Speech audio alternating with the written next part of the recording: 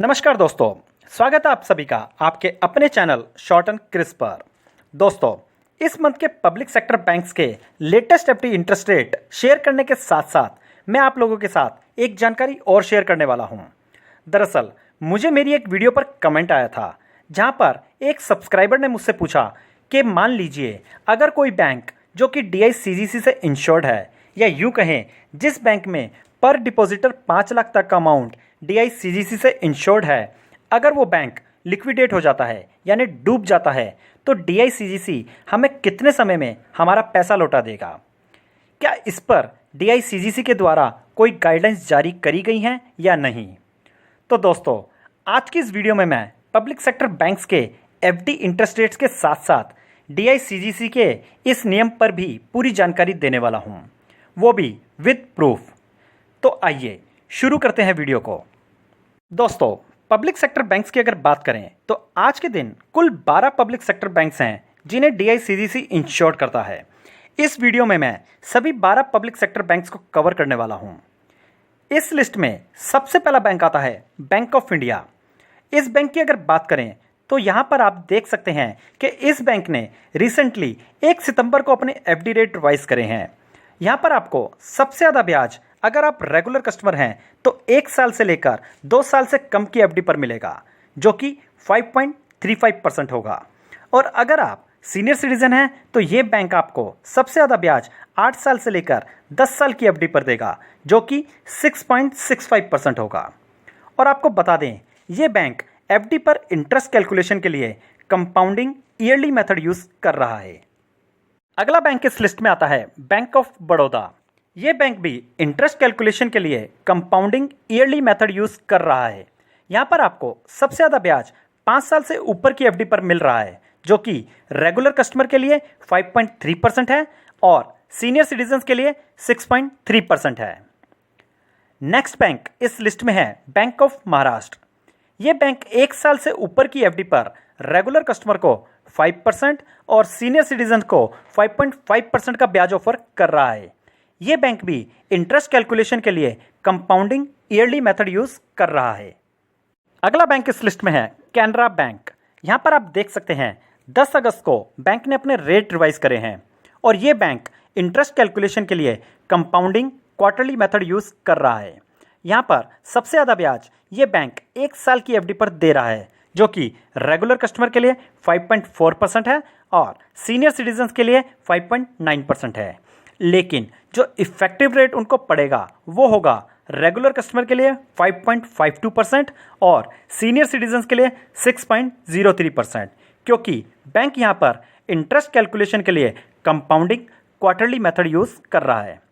अगर आप compounding quarterly और कंपाउंडिंग एनुअली मेथड के बारे में डिटेल में जानना चाहते हैं तो इस पर मैं ऑलरेडी वीडियो बना चुका हूँ।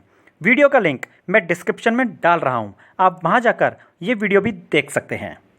नेक्स्ट बैंक लिस्ट में है सेंट्रल बैंक। यहाँ पर सबसे ज़्यादा ब्याज 3 साल से लेकर 5 साल से कम की FD पर मिल रहा है, जो कि रेगुलर कस्टमर के लिए 5% और सीनियर सिटीजन्स के लिए 5.5% है।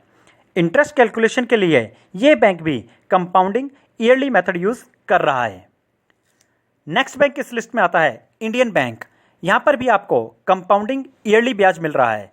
1 साल की FD पर रेगुलर कस्टमर को 5.25% और सीनियर सिटीजन्स को 5.75% का ब्याज मिल रहा है। अगला बैंक है इंडियन ओवरसीज बैंक। ये बैंक 444 दिन से ऊपर की FD पर सबसे ज़्यादा ब्याज ऑफर कर रहा है। रेगुलर कस्टमर के लिए 5.25%, सीनियर सिटीजन के लिए 5.75% और सुपर सीनियर सिटीजन के लिए 6%। सुपर सीनियर सिटीजन उन्हें कहते हैं जिनकी उम्र 80 ईयर्स एंड अबव होती है। अगला बैंक इस लिस्ट में है PNB बैंक।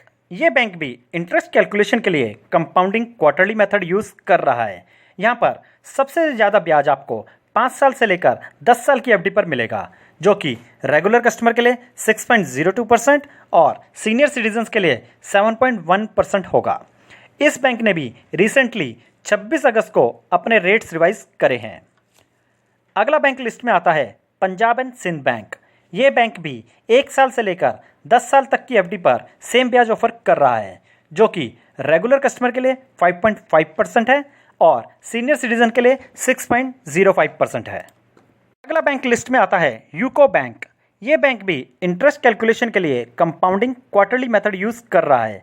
यहाँ पर जो आपको बेस्ट इफेक्टिव रेट मिलने वाला है वो होगा 5.58% for regular customer and 6.62% for senior citizen. यहाँ पर आप देख सकते हैं इस बैंक ने भी रिसेंटली 10 सितंबर को अपने एफडी रेट रिवाइज करे हैं। इस लिस्ट में अगला बैंक है यूनियन बैंक। यहाँ पर भी सबसे ज़्यादा ब्याज 5 साल से ऊपर की एफडी पर मिल रहा है, जो कि रेगुलर कस्टमर के लिए 5.4% है और सीनियर सिटीजन के लिए 5.9% है। ये बैंक इंटरेस्ट कैलकुलेशन के लिए कंपाउंडिंग ईयरली मेथड यूज कर रहा है। लिस्ट में आखिरी बैंक आता है स्टेट बैंक ऑफ इंडिया। यहाँ पर आपको सबसे ज़्यादा ब्याज 5 साल से ऊपर की एफडी पर मिल रहा है, जो कि रेगुलर कस्टमर के लिए 5.4% है और सीनियर सिटीजन के लिए 6.2% है। इंटरेस्ट कैलकुलेशन के लिए ये बैंक भी कंपाउंडिंग ईयरली मेथड यूज कर रहा है। दोस्तों, आइए अब बात करते हैं DICGC की गाइडलाइन की। मान लीजिए कोई सा भी एक बैंक जो कि DICGC से इंश्योर्ड है वो डूब जाता है, तो DICGC आपको कितने समय में आपका पैसा लौटा देगा? जैसा कि वीडियो की शुरुआत में मैंने कहा था कि इसका जवाब मैं आपको विद प्रूफ दूंगा। तो प्रूफ देने के लिए आइए मैं आपको DICGC की वेबसाइट पर ले चलता हूं। दोस्तों, यहाँ पर आप देख सकते हैं DICGC ने डिपॉजिटर्स के लिए एक ज़रूरी गाइडलाइन जारी कर रखी है, जिसमें उन्होंने उन सभी ज़रूरी सवालों के जवाब दिए हुए हैं जो हर एक डिपॉजिटर के लिए जानना ज़रूरी है।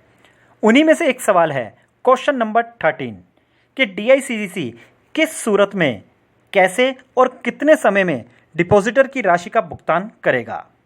यहाँ पर आप देख सकते हैं इन तीनों सवालों के जवाब DICGC ने एक ही जवाब में दे रखे हैं। पहला सवाल कि किस सूरत में DICGC लाइबल होगा पे करने के लिए, तो उसका जवाब है if a bank goes into liquidation, यानी जब बैंक पूरी तरह से डूब जाएगा तभी DICGC पे करने के लिए बाध्य होगा। अगला सवाल DICGC कैसे पे करेगा, तो उसका जवाब है DICGC इज लाइबल टू पे टू द लिक्विडेटर, यानी DICGC लिक्विडेटर को पे करेगा। लिक्विडेटर यानी बैंक को पे करेगा और बैंक आगे कस्टमर को पे करेगा। तीसरा सवाल है कि DICGC कितने टाइम में पे करेगा, तो उसका जवाब है the claim amount of each depositor up to ₹5 lakh within 2 months from the date of receipt of claim list from the liquidator. यानी DICGC सबसे पहले बैंक से क्लेम लिस्ट मांगेगा, यानी बैंक को कितने कस्टमर्स को कितना कितना अमाउंट पे करना है उसकी जानकारी मांगेगा। बैंक से वो जानकारी मिलने के बाद DICGC विद इन 2 months यानी 2 महीने के अंदर अंदर बैंक को सारा क्लेम अमाउंट पे कर देगा और बैंक तुरंत आगे कस्टमर को पे कर देगा। अब बात आती है कि ये क्लेम अमाउंट होता क्या है। मान लीजिए जो बैंक डूबा उसमें आपका और आपकी वाइफ का दोनों का अकाउंट था। आपका सेविंग्स और अकाउंट बैलेंस मिलाकर टोटल आपका बैलेंस बनता था 6 लाख रुपए और आपकी वाइफ का बनता था 4 लाख रुपए। तो ऐसी सूरत में DICGC आपकी वाइफ का पूरा 4 लाख रुपए क्लेम के रूप में पे कर देगी, क्योंकि मैक्सिमम क्लेम अमाउंट DICGC के द्वारा होता है या मैक्सिमम डिपॉजिटेड अमाउंट DICGC के द्वारा होता है 5 लाख रुपए। क्योंकि आपकी वाइफ का अमाउंट 5 लाख से कम था तो DICGC पूरा का पूरा पे कर देगी, और क्योंकि आपका अमाउंट 5 लाख से ज़्यादा था, 6 लाख रुपए था, तो ऐसी सूरत में DICGC आपको सिर्फ 5 लाख रुपए ही क्लेम के रूप में वापस करेगी। दोस्तों, आशा करता हूँ इससे जुड़ी आपको सारी जानकारी अब मिल गई होगी। अगर फिर भी आपका कोई सवाल है तो आप मुझे कमेंट कर पूछ सकते हैं।